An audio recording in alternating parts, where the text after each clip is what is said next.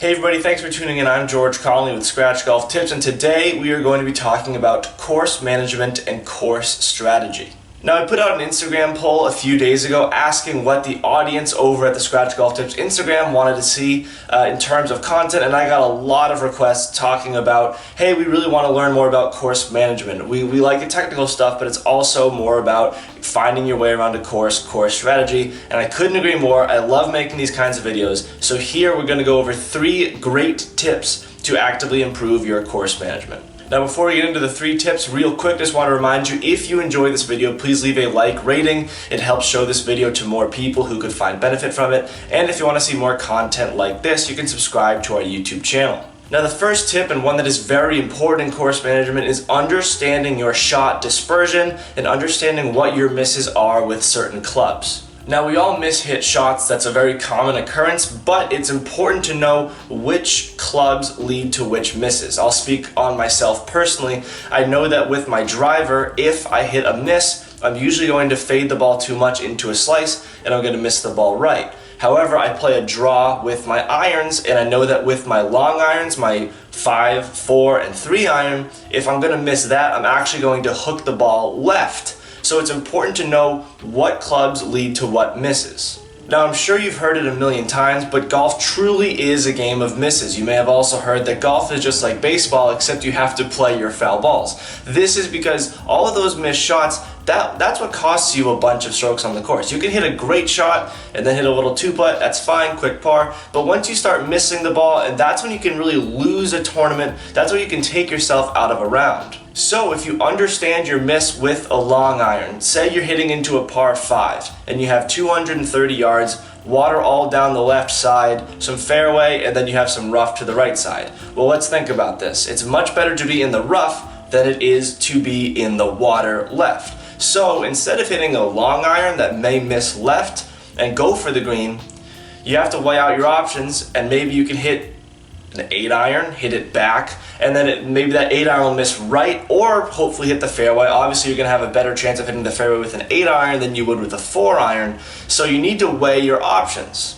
And I can't tell you the way that you should be weighing your options, but what I will tell you is it is somewhat important what stage you are in your round or tournament. You know when to be aggressive, you know when to be conservative. If it's the first hole and you don't know any of the scores coming in, just play it smart. You don't want to take yourself out of the tournament. If you're a few strokes back and you're on the 16th hole, then you might want to hit that hero shot, or at least try to do so. But while doing so, always understand your misses and think back on the round you've played. This obviously plays more in effect on the back nine, but think back on the shots you've hit. What shots have you hit consistently well? And then the shots you haven't hit consistently well, what has the miss been? My second tip is something that a lot of people overlook how useful these can be. I know that some people really hate being in them, some people like it a lot, but let's talk a little bit about greenside bunkers. Now, a lot of beginning golfers know to stay away from bunkers. Bunkers are bad, it's hard to get out of, yada yada yada. Just don't go into bunkers. But there are some situations where it is useful to be in a bunker. You may have been watching PGA or LPGA Tour coverage and you see someone hit it in a bunker on a long par 5 and the announcers go, that's actually a pretty good leave. He should be able to get it up and down from there. Let me tell you why they say that. If you're playing to a tuck pin that can be hard to get to, it's much more beneficial to be in a fairway bunker where you can hit the ball a little bit higher, you can get a little bit of spin on that ball rather than being in the rough. So I've drawn out this very crude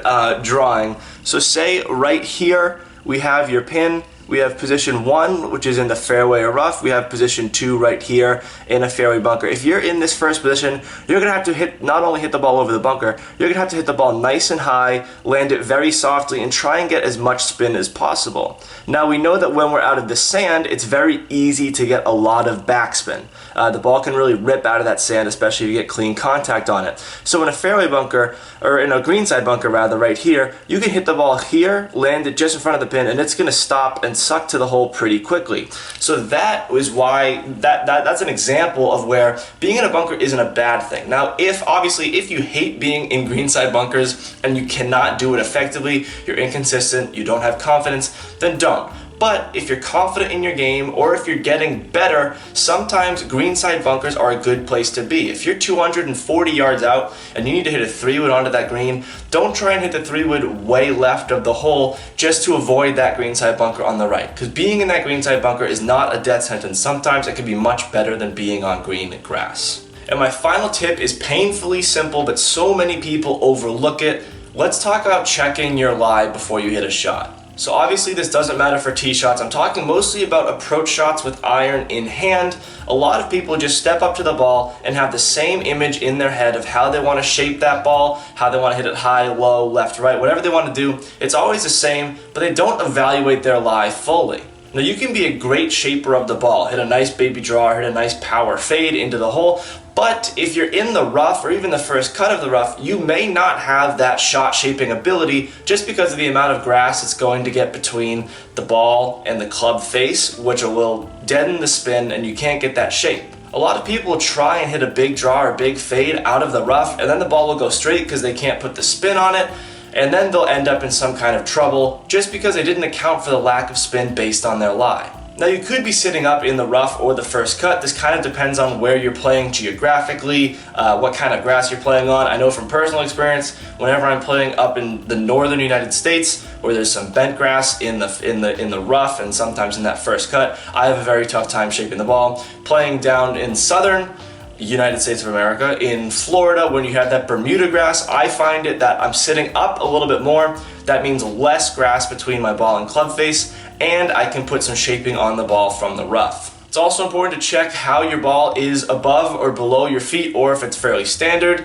Again, this also depends on your course. If you're playing a flat course, it probably doesn't matter too much. If you're playing one of these big hilly courses, especially in New England here in the States, you may have to factor in if the ball is above your feet and you're going to swing at that ball, it's going to have a natural right to left shape if you're a right-handed golfer, vice versa for if it's downhill. So just keep all of that in mind and evaluate your lie and know before you step into the ball, okay, here's my goal. I'm trying to hit, say, a high fade.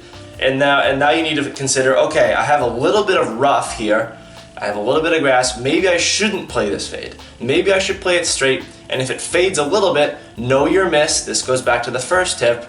And then see what's right of your target line. And if it's not a bunch of danger, then stick with that shot because it's the smartest shot possible. So those are my 3 tips to improve your course management. I'd be happy to make more of these videos if you guys keep requesting it. Course management is so important and so many people overlook it. So I hope this video helped you. If it did, leave a comment down below. I respond to all comments. If you like the apparel that I wear in these videos, I wear John Morgan Sportswear. They are a proud partner of Scratch Golf Tips, and you can use the code SGT2021 in the link in the description, and that'll get you 20% off your order. Also, I believe they still have a promotion going where if you order $100 or more of merchandise, you get free shipping on that order. Thank you all very much for watching. Play well, and take care.